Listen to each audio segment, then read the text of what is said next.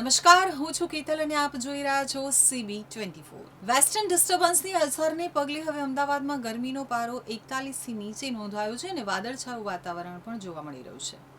રાજ્યમાં છેલ્લા ઘણા દિવસોથી અંગ દઝાડતી ગરમી પડી રહી છે, જેમાં પવનની દિશા બદલાતા અને વેસ્ટર્ન ડિસ્ટર્બન્સની અસરને પગલે મહત્તમ તાપમાનમાં 2 થી 3 ડિગ્રી સેલ્સિયસનો ઘટાડો થયો છે. ગરમીનો પારો 41 ડિગ્રીથી નીચે સરકતા આંશિક રાહત તો મળી છે, પરંતુ હવામાન વિભાગે હજુ પણ રાજકોટ, સુરેન્દ્રનગર, આણંદ અને સુરત જેવા શહેરોમાં હીટવેવની આગાહી સાથે યલો એલર્ટ જાહેર કર્યું છે.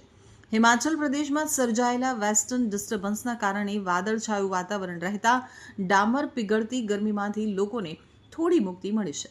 છતાં બપોરના સમયે હજુ પણ લૂનો પ્રકોપ યથાવત જોવા મળી રહ્યો છે. હવામાન વિભાગના જણાવ્યા અનુસાર પવનની દિશા બદલાતા ગરમીમાંથી આંશિક રીતે રાહત મળી છે. મહત્તમ તાપમાનમાં 2 થી 3 ડિગ્રી સેલ્સિયસનો ઘટાડો થયો છે.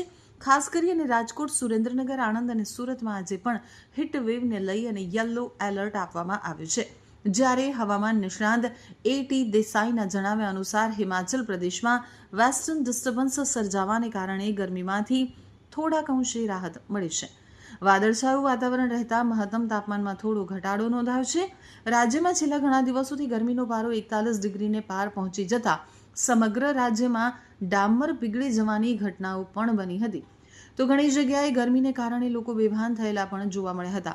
ત્યારે હવે રાજ્યમાં 2 થી 3 ડિગ્રી સેલ્સિયસ મહત્તમ તાપમાનમાં ઘટાડો થતાં આંશિક રીતે ગરમીમાંથી રાહત મળી છે. આજે સુરેન્દ્રનગર, રાજકોટ, આણંદ અને સુરતમાં યલો એલર્ટ સાથે હીટવેવની આગાહી કરવામાં આવી છે.